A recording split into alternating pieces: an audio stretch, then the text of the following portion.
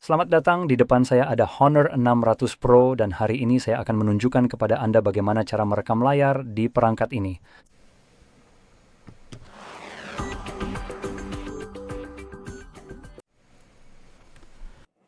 Mari, untuk memulai Anda perlu mengusap layar ke bawah dari bagian atas layar Anda.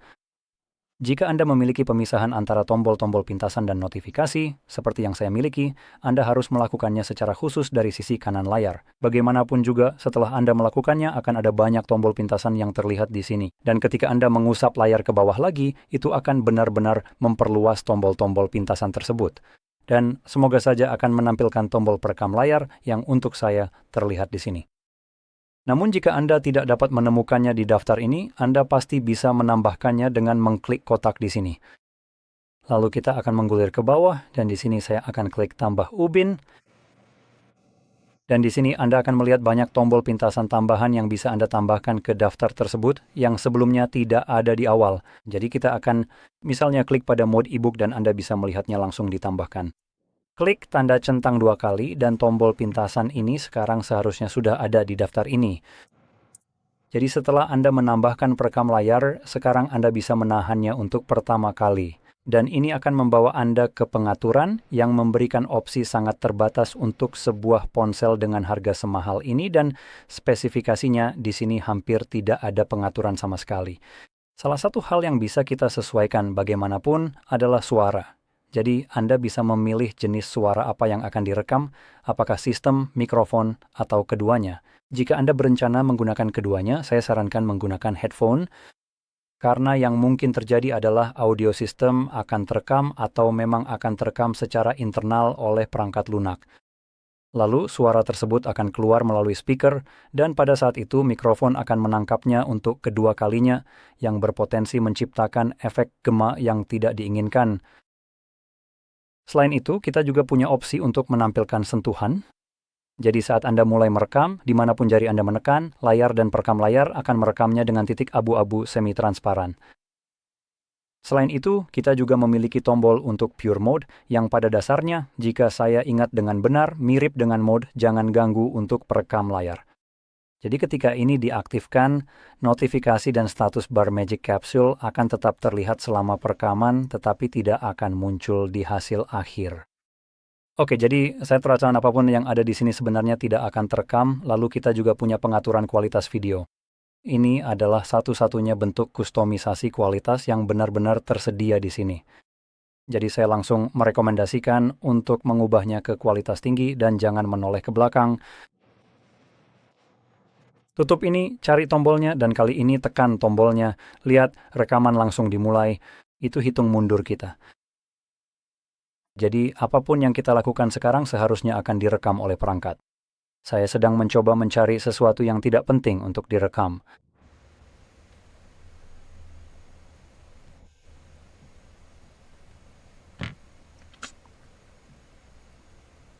Jadi sepertinya tidak ada apapun di sini yang bisa saya tunjukkan tanpa terekam. Jadi bagaimanapun juga, itu bagus, tapi hanya sebagai contoh saja. Seperti sesuatu yang mengganggu, jadi saya akan sedikit bermain-main di sini supaya ada sesuatu yang bisa direkam atau ditunjukkan di rekaman. Dan setelah saya selesai, saya bisa klik di sini, lalu klik kotak merah atau kotak putih. Itu untuk menghentikan rekaman. Ini akan menyimpannya ke foto saya. Aplikasi, atau saya rasa galeri, dan memang itu namanya di sini. Ya, namanya galeri, jadi kamu bisa buka yang mana saja yang kamu mau. Saya pribadi lebih suka galeri karena bukan dari Google. Itu hanya preferensi pribadi. Saya akan masuk ke album, dan di album kamu bisa menemukannya. Dan saya rasa ada di 2 tempat yang berbeda. Salah satunya adalah tangkapan layar seperti yang bisa kamu lihat, dan yang lainnya adalah video. Jadi di salah satu dari keduanya kamu akan bisa menemukan rekaman layar kamu. Dari situ kamu bisa langsung menontonnya. Sekarang saya mengaktifkan mode murni, jadi kamu bisa lihat semuanya di sini masih terekam. Dan titik ini adalah tempat jari saya menekan layar. Sekarang, untuk masuk ke apa yang ingin saya tunjukkan, ini pada dasarnya adalah fitur Android yang bisa diaktifkan oleh aplikasi atau pengembang aplikasi pada aplikasi mereka. Fitur ini mencegah, kalau saya ingat dengan benar, yang namanya screen pinning terjadi di aplikasi mereka. Dan maksudnya adalah perekam layar atau tangkapan layar tidak akan berfungsi di aplikasi tersebut. Jadi ketika aplikasi dibuka, tangkapan layar akan langsung diblokir agar tidak bisa diambil, sementara perekam layar akan langsung menampilkan layar hitam. Untuk tujuan mencoba merekam sesuatu, ini memang cukup mengganggu, tapi fitur ini memang dirancang untuk melindungi privasi dan keamanan pengguna. Dan sebagai situasi hipotetis, jika kita mempertimbangkan bahwa hampir semua aplikasi perbankan memiliki fitur ini. Ketika, misalnya, Anda berhasil memiliki semacam malware di perangkat Anda yang menggunakan tangkapan layar atau perekaman layar untuk mencoba mengetahui PIN atau kata sandi bank Anda bisa membayangkan betapa hal itu akan sangat merugikan keamanan bank Anda. Jadi karena alasan itu, fitur ini diblokir dan malware semacam itu pada dasarnya tidak mendapatkan apa-apa. Dan itu bagus. Dan aplikasi bank juga memberikan Anda opsi lain untuk mengakses konten yang biasanya ingin Anda screenshot. Jadi kemungkinan besar, jika Anda ingin mengambil screenshot di aplikasi bank, Anda mungkin ingin mengambil screenshot dari pembayaran yang telah Anda lakukan. Dan yang bisa Anda lakukan sebagai gantinya adalah mengetuk, biasanya ikon 3 titik, lalu cukup unduh PDF sebagai konfirmasi, dan Anda sudah siap. Anda tetap mendapatkan hasil yang sama tanpa perlu mengambil screenshot. Tapi yang juga sering Anda temui adalah fitur ini digunakan oleh platform streaming. Pada dasarnya, setiap platform streaming seperti Netflix, Hulu, HBO, dan sebagainya akan memblokirnya. Sekarang mereka tidak melakukannya untuk melindungi privasi dan keamanan Anda. Mereka sebenarnya melakukannya agar Anda menjadi alat untuk melindungi mereka dari pembajakan. Dan Anda mungkin bertanya-tanya, kenapa saya harus peduli dengan hal itu? Jawabannya, Anda tak perlu peduli. Ini perangkat Anda dan Anda tak wajib bertanggung jawab melindungi orang lain dari pembajakan. Itu bukan urusan Anda sama sekali. Kenyataannya, itu adalah tugas mereka dan Anda yang membayar mereka. Jadi, untuk tujuan ini misalnya Anda membayar langganan tertentu dan hanya ingin menangkap sesuatu. Entah itu potongan konten yang menurut Anda lucu atau apapun yang ingin Anda bagikan ke teman-teman Anda. Bertentangan dengan apa yang dikatakan oleh perusahaan-perusahaan brengsek ini, sebenarnya itu bukan pembajakan. Selama Anda mengikuti aturannya, yang mana jika Anda ingin merekam layar, dalam kasus ini Anda dibatasi, saya rasa sekitar 30 detik. Anda boleh membagikannya. Itu namanya penggunaan wajar, fair use. Memang ada aturannya, ada situasinya, dan untuk itu, terima kasih. Secara harfiah, inilah alasannya dan tangkapan layar juga bisa Anda ambil. Sekarang, aplikasi-aplikasi ini mencegah Anda melakukan itu, jadi saya akan menunjukkan bagaimana Anda bisa mengakalinya. Karena seharusnya fitur ini bahkan tidak ada di perangkat Anda tanpa pernah meminta izin eksplisit dari Anda untuk mengizinkan hal ini terjadi. Tapi aplikasi-aplikasi ini tidak pernah meminta Anda untuk melakukan itu. Dan lebih jauh lagi, dalam banyak kasus misalnya Netflix sudah terpasang secara bawaan di perangkat. Dan bahkan tanpa mengenal Anda atau memiliki akun apapun, Anda pada dasarnya tetap tidak akan bisa mengambil tangkapan layar. Jadi, Anda tidak punya akun, Anda tidak pernah menyetujui syarat dan ketentuan layanan atau penggunaan. Jadi, atas dasar apa mereka memblokir Anda? Dan juga tidak pernah muncul pop-up apapun yang meminta Anda untuk mengizinkan sesuatu. Jadi, saya menganggap ini sebagai pelanggaran terang-terangan terhadap perangkat Anda dan apa yang bisa Anda lakukan di dalamnya. Mari kita buka browser kita dan lakukan pencarian Google singkat yang akan memberikan hasil yang kita cari. Jadi saya akan menunjukkan kepada Anda bagaimana cara menemukan konten streaming apapun, seperti acara atau film, dari aplikasi-aplikasi seperti Netflix dan sebagainya. Dan dari situ Anda bisa langsung menontonnya melalui browser, sehingga mengatasi masalah screen pinning atau pembatasan layar yang mungkin Anda alami di aplikasi. Pada titik itu, browser bertanggung jawab untuk menampilkan konten ini, dan ketika browser yang bertanggung jawab, browser tidak memblokirnya. Situs web tidak dapat memaksakan pembatasan ini pada browser.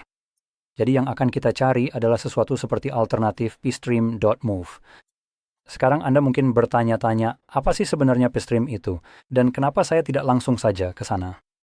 Alasannya adalah karena itu dulu merupakan situs yang sering saya tunjukkan tapi sekarang sudah ditutup, mungkin karena saya pernah menunjukkannya, atau mungkin juga hanya kebetulan. Saya juga tidak tahu. Tapi saya akan mengajarkan Anda cara menemukan situs-situs lain yang serupa, daripada hanya menunjukkan satu situs yang mungkin saat ini masih berfungsi. Karena bisa saja Anda menonton video ini setengah tahun kemudian, dan situs tersebut sudah benar-benar hilang. Apa yang saya tunjukkan mungkin tidak langsung berhasil. Saya ingin mengajari cara mencari situs ini, seperti prinsip beri kail bukan ikan. Apa ini keyboardnya? Anda coba, oh, nah itu dia.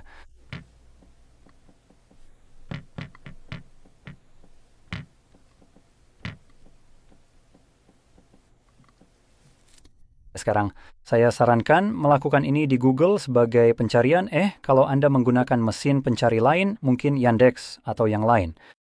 Karena saya tahu bahwa yang satu ini memberikan hasil yang saya inginkan. Sebagai contoh, Yandex misalnya, yang merupakan mesin pencari favorit saya. Kalau soal informasi yang agak sulit ditemukan, agak lebih susah untuk menemukannya di sini.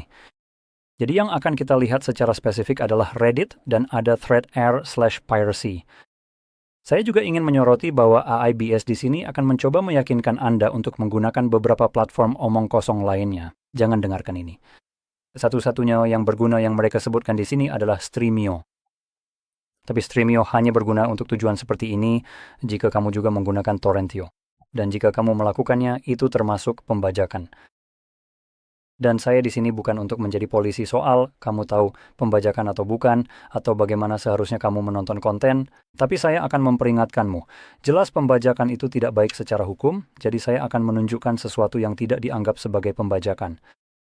Jadi, dan di sini kamu bisa lihat sekarang kita punya banyak tautan. Ini adalah contoh kecil dari berbagai domain yang bisa kamu kunjungi untuk menemukan ini. Dan tergantung bagaimana kamu mencarinya, kamu bisa mencari hal lain, seperti alternatif gratis untuk Netflix misalnya, atau platform streaming lainnya. Dan pada dasarnya, kamu akan selalu mencari Reddit sebagai thread dan situs-situs di dalamnya, temukan yang paling cocok untukmu.